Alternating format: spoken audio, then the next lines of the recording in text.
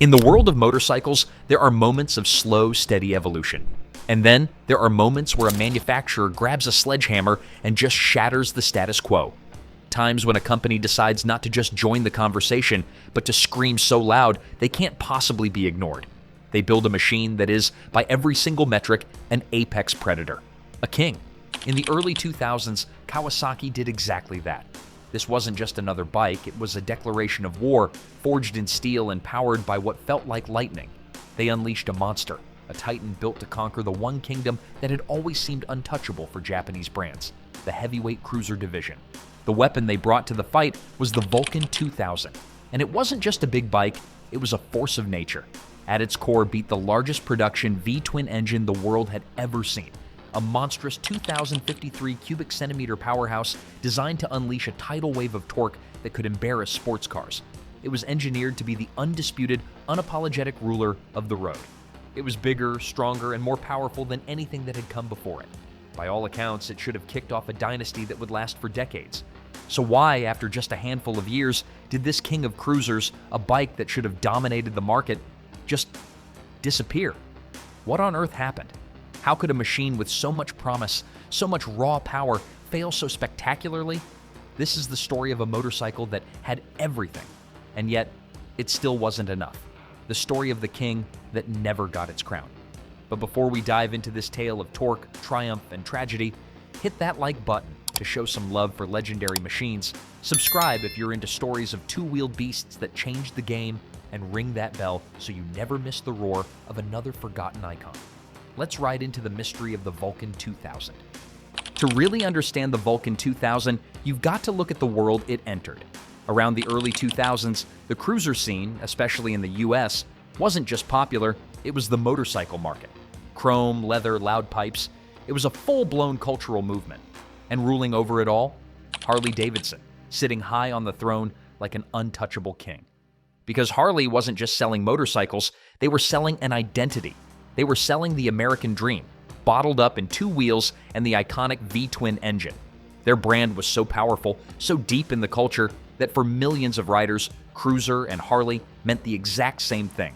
They had built a fortress of brand loyalty that seemed absolutely impenetrable. The Japanese Big Four, Honda, Yamaha, Suzuki, and Kawasaki, had been trying to break into Harley's kingdom for years. Since the 80s, they'd been building solid cruisers. Honda had the Shadow, Yamaha had the Virago, and later the Star lineup, Suzuki had the Intruder. All great bikes, often more reliable, more affordable, and packed with better tech than the American stuff. But to Harley loyalists, they were just metric cruisers, imitations, bikes that looked the part but, in their eyes, didn't have the soul. Kawasaki was in the fight too. Their Vulcan lineup had been around since the mid-80s, with bikes like the Vulcan 750 and 1500 Classic earning a solid rep. They were dependable, well-built, and way easier on the wallet than a Harley. But solid doesn't win a war. Kawasaki knew that if they really wanted to shake things up, they couldn't just build a good alternative.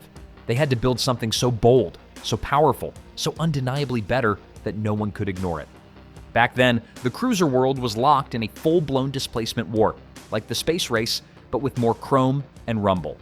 Yamaha came in hot in '99 with the Roadstar 1600. Honda answered in 2001 with the VTX 1800, briefly claiming the title for biggest production V-twin. It was all about size. Bigger meant better. The strategy?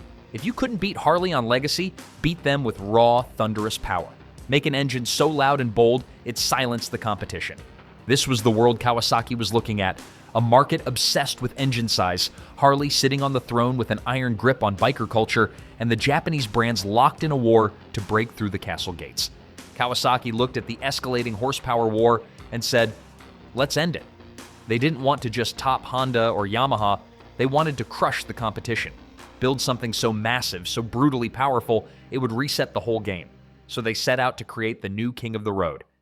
The Vulcan 2000 project wasn't just an engineering challenge for Kawasaki, it was a mission.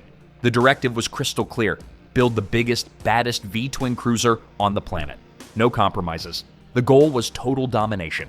The heart of this new monster was, of course, its engine. Kawasaki's engineers created a 2,053 cubic centimeter V-twin.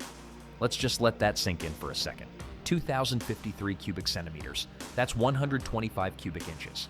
When it launched in 2004, its engine was bigger than what you'd find in a lot of popular cars. It absolutely dwarfed Honda's VTX 1800 and Yamaha's Roadstar. It was simply the king of displacement. But this beast wasn't just big for the sake of it. The engine was a wild mix of old-school cruiser vibes and modern Japanese engineering. A 52-degree V-twin with massive pistons and a super long stroke. All built for one thing: torque.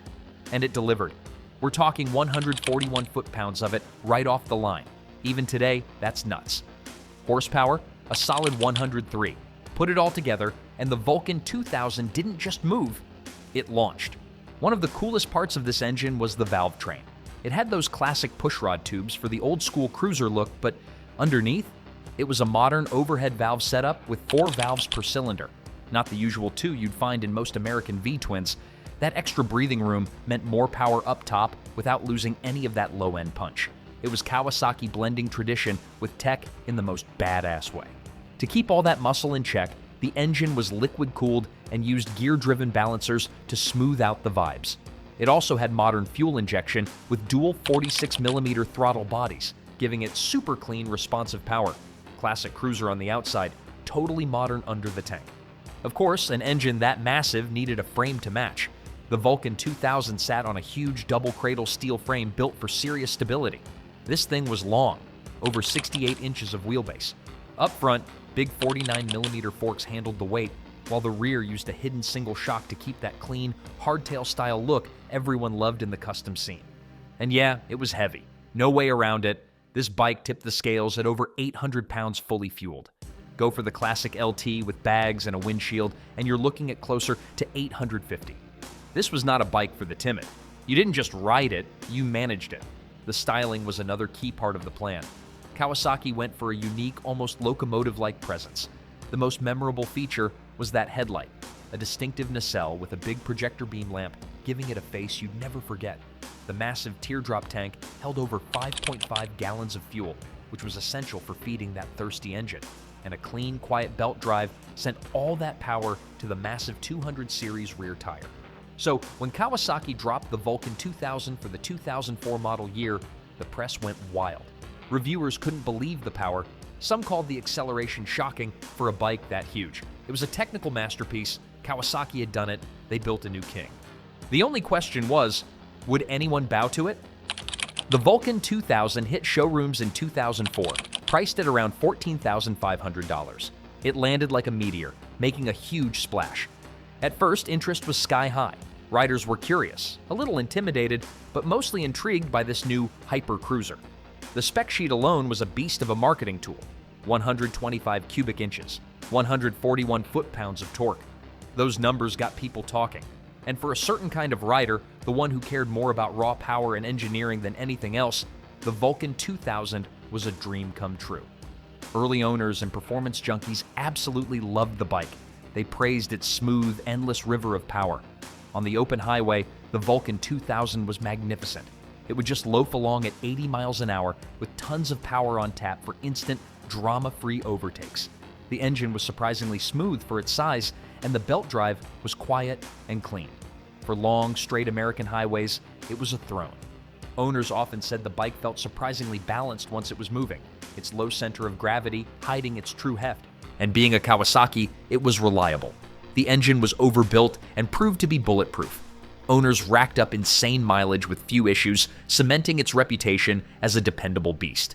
A strong aftermarket also popped up, offering everything from loud exhausts to power commanders to squeeze even more performance out of that massive V-twin. The bike quickly became a cult classic, a kind of if you know secret handshake among power cruiser fans. But this is where the story takes a turn. While it was a hit with critics and a small group of enthusiasts, it just couldn't win over the mainstream cruiser market. And this is the core tragedy of the V2K. It was the perfect answer to a question that, as it turned out, not enough people were actually asking. The fatal flaw of the Vulcan wasn't a mechanical issue or a design mistake. It was a miscalculation of culture. Kawasaki had built a technologically superior monarch, but the kingdom of cruisers doesn't pledge allegiance to technology. It pledges allegiance to heritage. The very thing that made the Vulcan 2000 so impressive, its incredible size, also became one of its biggest weaknesses. That 800-plus pound weight was fine on the highway, but it was a real handful in town.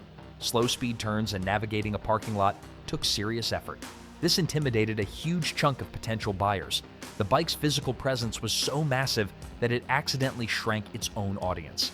Then there was the styling. It was unique, for sure, but it didn't quite click with the traditional crowd. That futuristic headlight, the smooth liquid-cooled engine, the clean metric finish. It was all very modern, but it wasn't the raw, air-cooled, chrome-dipped vibe that Harley-Davidson had spent 100 years perfecting. People often buy cruisers with their hearts, not their heads. They want a bike that feels like a piece of history, a connection to a rebellious past. The Vulcan, for all its brilliance, was seen by many as being too polished, too perfect. To the Harley faithful, it was a magnificent machine, but it didn't have a soul. And, of course, the competition was the biggest problem. Harley-Davidson was an institution. A potential buyer wasn't just comparing spec sheets. For a similar price, they could get a Harley Softail or Dyna. It would have less power, less torque, and older tech, but it came with a key to a century-old club. It came with the Bar and Shield logo recognized around the globe. It came with the instant community of the Harley world. Kawasaki was fighting against decades of cultural momentum. The V2K might have won the battle on paper, but Harley-Davidson was winning the war in people's hearts. Riders would test ride the Vulcan, get blown away by its power, and then go buy the Harley. Brand loyalty is a force of nature, and it proved to be stronger than even the Vulcan's mighty engine. So the King arrived, made a ton of noise, and got polite applause from the critics and a ton of love from a small court of loyal fans. But the rest of the kingdom just sort of shrugged and kept polishing their old armor. And that raises a great question for all of us riders. How much does heritage actually matter? Is it all about the raw performance and numbers, or does the logo on the tank and the story behind it mean more? Drop your thoughts down in the comments. I'd love to hear your take, because it cuts right to the heart of this bike story. And if you're digging this ride through motorcycle history, go ahead and hit that subscribe button. Plenty more stories like this are on the way. So, in the years after the Vulcan 2000's launch, the reality started to sink in for Kawasaki. The first wave of sales, driven by hype and curiosity, started to flatten out and then drop off. The bike that was supposed to be a flagship game-changer was settling into the role of a niche, slow-selling model. The market was already moving on. The displacement war that felt so important in the early 2000s started to fizzle out. The bigger is best obsession was fading. The motorcycle world was about to change in a big way. And then, the knockout blow landed. The 2008 global financial crisis. When the economy tanked, the market for large, expensive luxury toys, which is exactly what a heavyweight cruiser is, evaporated almost overnight. People weren't dropping $15,000 on a weekend ride. They were trying to hold on to their houses. The entire motorcycle industry got hit hard. For a bike like the Vulcan 2000, which was already fighting for its place, this was a death sentence. It was a big-ticket item in a market that just couldn't support it anymore. Sales went from modest to a trickle. From a business standpoint, Kawasaki couldn't justify it. It was expensive to build, with a unique engine and frame that weren't shared with any other bike. It was taking up space in showrooms that could be used for smaller, cheaper, faster-selling bikes like the Vulcan 900 or the Ninja. The competition was also changing in a way that left the V2K behind. While Harley also struggled during the recession, its die-hard customer base helped it survive. At the same time, new trends were popping up. The bobber style and leaner, more performance-focused cruisers were getting popular. Bikes were getting stripped down and more focused on handling, not just straight-line power. The era of the land yacht mega cruiser was ending. The Vulcan 2000, with its massive weight and scale, suddenly looked like a dinosaur from a different era. The market was splintering. Riders were moving to adventure bikes, modern classics, and versatile naked bikes. The giant cruiser market that the Vulcan was built to conquer was itself shrinking. Bad timing is a phrase that gets thrown around a lot, but for the Vulcan 2000, it's painfully true. It arrived at the absolute peak of the displacement war, only to have that whole idea get wiped out by a global economic collapse and a massive shift in rider taste. Kawasaki watched the numbers drop year after year. The writing was on the wall. The big gamble hadn't paid off. So, quietly, without any big announcement, after the 2010 model year, Kawasaki pulled the plug. The Titan was taken down, not by a rival, but by apathy and the cold, hard reality of the market. The production line stopped, and the Vulcan 2000 faded into history. So, what is the legacy of the Kawasaki Vulcan 2000? Is it just a footnote? A warning about getting too ambitious? Or is it something more? For the people who actually own them, the Vulcan 2000 is anything but a failure. It has a passionate and dedicated cult following. These owners are fiercely loyal, and for good reason. They're the ones who get it. They appreciate the incredible engineering, the relentless torque, and the rock-solid reliability. In online forums and owner groups, you'll find a community that celebrates this bike's unique power. For them, the Vulcan 2000 isn't a failed experiment. It's one of the best-kept secrets in the cruiser world. These bikes have proven to be tanks. It's not rare to see V2Ks with over 100,000 miles on the clock still running strong on the original engine. That's a huge credit to the quality Kawasaki built into them. And here's the best part. They are a fantastic bargain on the used market. Because they're relatively rare and that intimidating size scared so many people off, you can often find a well-kept low-mileage Vulcan 2000 for way less than a comparable Harley from the same time. You are getting a massive amount of motorcycle for the money. The Vulcan 2000 is also a huge lesson for the industry. It's a powerful reminder that specs aren't everything. You can have the biggest engine and the most torque, but if you don't connect with riders on an emotional, cultural level, you're going to have a hard time. It proved that to compete in the cruiser world, you need more than just a great motorcycle. You need a story, an identity that people want to be a part of. It's a lesson that brands like Indian Motorcycle took to heart when they relaunched, focusing just as much on their history and classic style as they did on modern tech. The story of the Vulcan 2000 is a classic what if. What if it had come out 5 years earlier before the financial crash? What if Kawasaki had styled it more traditionally? Would it have been the king it was designed to be? We'll never know. But maybe the most important part of its legacy is the sheer guts it took to build it. In an industry that often plays it safe, Kawasaki took a huge swing. They dared to build something that pushed the absolute limits of what a cruiser could be. And while it might not have been a sales champion, that kind of ambition, that kind of engineering courage is something to be admired. It didn't change the world, but it left a giant 2,053 cubic centimeter footprint on it. It's a monument to a time when giants walked the earth. In the end, the Kawasaki Vulcan 2000 is one of motorcycling's great tragic heroes. It was a machine born with every advantage. It had the power, the engineering, and the sheer presence to rule the road. It was a titan created to conquer a kingdom, but it learned a tough lesson. You can't conquer a kingdom of the heart with brute force alone. It was a victim of its own incredible scale, a casualty of terrible timing, and an outsider in a world that puts family history above almost everything else. Kawasaki didn't kill the Vulcan 2000 because they wanted to. They killed it because the market had already made its choice. The bike was an engineering masterpiece that just didn't solve the cultural puzzle of the American cruiser scene. And yet, the legend of the Vulcan 2000 rides on. It lives on in the garages of its loyal owners, on the open highways where its massive engine can finally breathe, and in the stories we tell about the most ambitious motorcycles ever made. It may have never worn the crown, but for a brief, shining moment, it was without a doubt the biggest, most powerful contender for the throne. And it's a permanent reminder that sometimes even being king of the mountain isn't enough, especially if the mountain itself decides to move. So what do you think? Was the Vulcan 2000's fate sealed from the start, or was it just too much bike for its time? Drop your final thoughts in the comments. I'd love to hear your take. And don't forget to hit that subscribe button so you don't miss the next story. And as always, ride safe, ride hard, and I'll see you on the next ride.